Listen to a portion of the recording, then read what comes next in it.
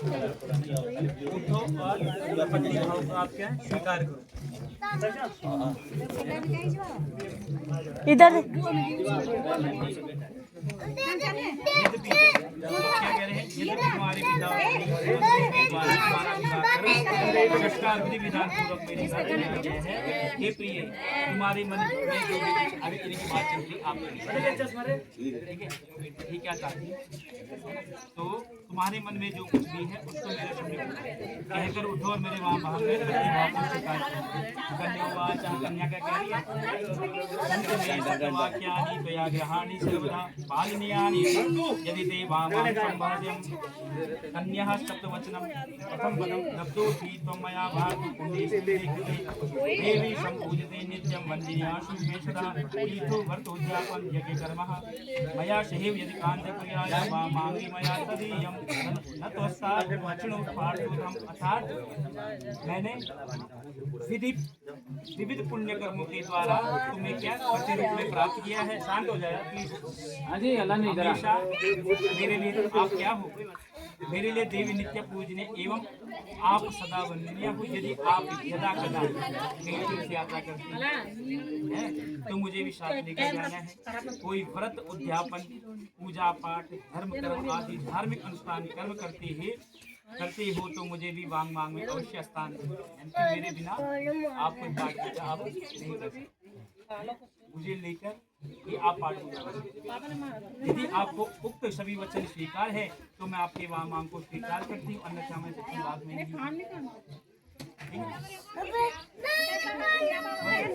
क्या बोला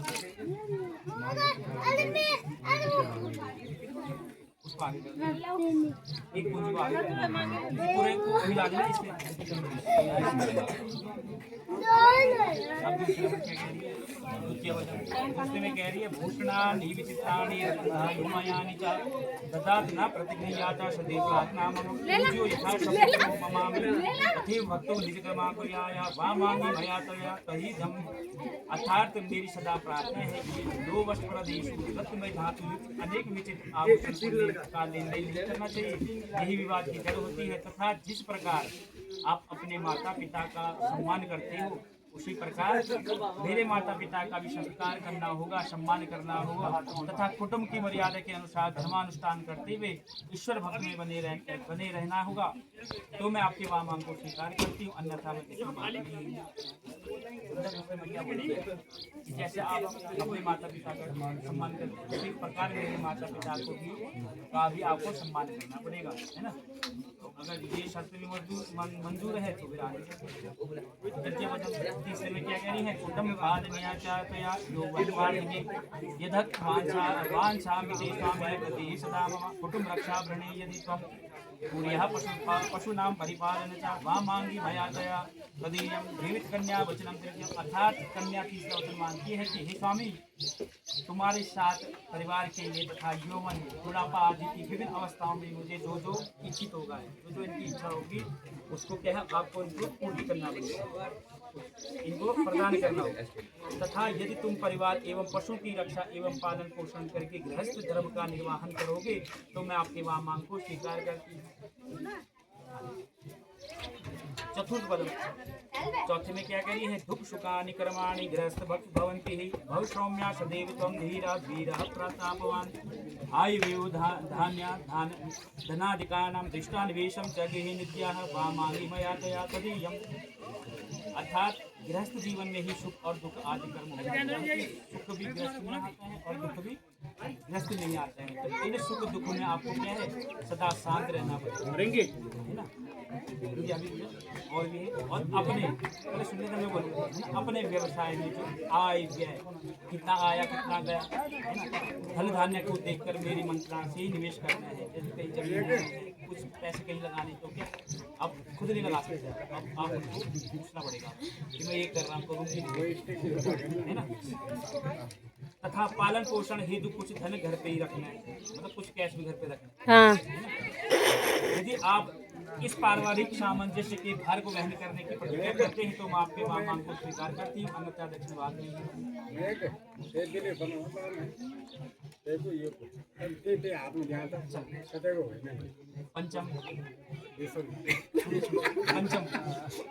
पंचम पदम गीतवादी त्रयमांगल्य बंधुनां च गृह्यता अनाहुतं गमिष्यामि यदा मे प्रतिपादिता देवालय राम तड़ाग भूपः वापी विविध्याय पूजितः मांगी मया तया तदीयम। अर्थात कन्या पंचम वचन में कहती है कि हमेशा जब भी भाई बंधुओं के घर में किसी भी प्रकार का मांगलिक गीत संगीत आदि हो और यदि मैं बिना बुलाए भी वहाँ जाऊँ तब भी तुम मुझे मना नहीं करो, यदि क्या करोगे समर्थन करोगे, सहयोग करोगे। यदि आप जन कल्याण हेतु मंदिर जलाशय तालाब कुआं और बावड़ी या झील आदि का पूजन अथवा निर्माण करें तो सदा मुझसे ही सदा साथ में रखिए, तो मैं आपकी मांग को स्वीकार करती हूँ। नहीं बिना बुलाए माइक के आगे तो आपके मना नहीं करूँगा। रिकॉर्ड हो रहा बेटा साहब। षष्ठम पद दुरक्तम भवता मे न कदापि धारितम हृदि धृत्यापराध क्षन्तव्या स्वामी नाम सर्वदा न मे अपमानं सविदेशति नाम दूतम न दुर्व्यसनं भजन भंज श्वेतः मामांगी मया तया तदीयम्। अर्थात यदि मैं कभी भूलवश से अप्रिय वाक्य आपको बोल चमड़े की जबान अगर कभी गाली भी निकली तो क्या करना है आपको, क्या है उसको मन में नहीं लेना, सुन लो आप भी सुन लो। इनको आपको क्या करना है सदैव स्वामी को निश्चय ही सेवक के अपराधों को क्षमा करना चाहिए। आप क्या हो स्वामी, तो आप ये आपकी भक्त, तो स्वामी को क्या होता है भक्त का कुछ भी अपराध हो तो वो आपको क्षमा करना चाहिए। और यदि मैं अपनी सखियों अथवा अन्य स्त्रियों के बीच में बैठी हूँ तब आप वहाँ सबके सामने किसी भी कारण से मेरा अपमान नहीं करें। यदि आप जुआ अन्यथा अन्य किसी प्रकार का दुर्व्यसन आप करते आपको क्या उससे क्या रहना पड़ेगा, दूर रहना पड़ेगा। तो ही मैं आपके वहाँ मांग को स्वीकार करती हूँ। ठीक है, आज भंडार खत्म पद सातवें में क्या कह रही है, ओम यज्ञ विवाहे च कन्यादाने तथा व्रते अंजलि ग्रंथ मया भवता सहनाई अर्ध पुण्यम अर्ध पुण्यम ग्रहश्यामि न तो हम पाप भागिनी अर्ध पापम प्रदर्श्यामि च अंगीकार्यो यदि त्वया एवं यदि प्रमाणते वा मांगे समान धीम परेशकांता यदि कांतमतः रूढ़मनोज्ञ स्वभाव।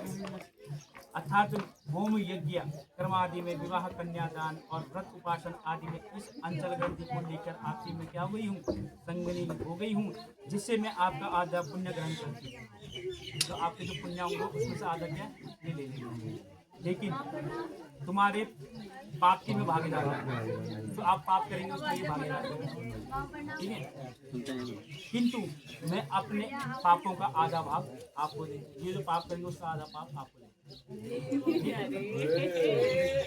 यदि तुम्हें उक्त प्रमाणित वचन स्वीकार हो तथा यदि आप मातृवश पर्दा देश पराई स्त्रियों को माता के समान समझोगे, है ना,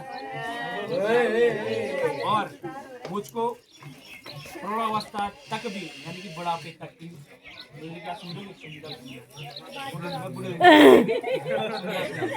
ठीक है, स्वीकार है, स्वीकार है भाई।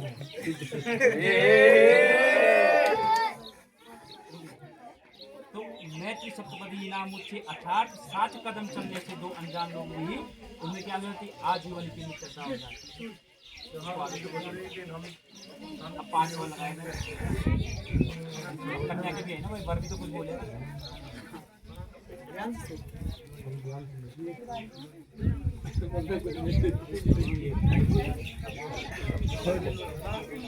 आप उधर कोई जैसे अब वर क्या कह रहा है? वर कह रहा है मदि चिदानुगतम चाचितम यदा ममाज्ञा परिपालन च प्रतिव्रता धर्म पारायणा त्वं प्रिया यदा सर्वधर्म। अर्थात मेरे मन के अनुसार तुम्हारा मन हो और सदा मेरी समझ आज्ञा का आपको क्या है पालन करना हो, वो आपका क्या है धर्म है।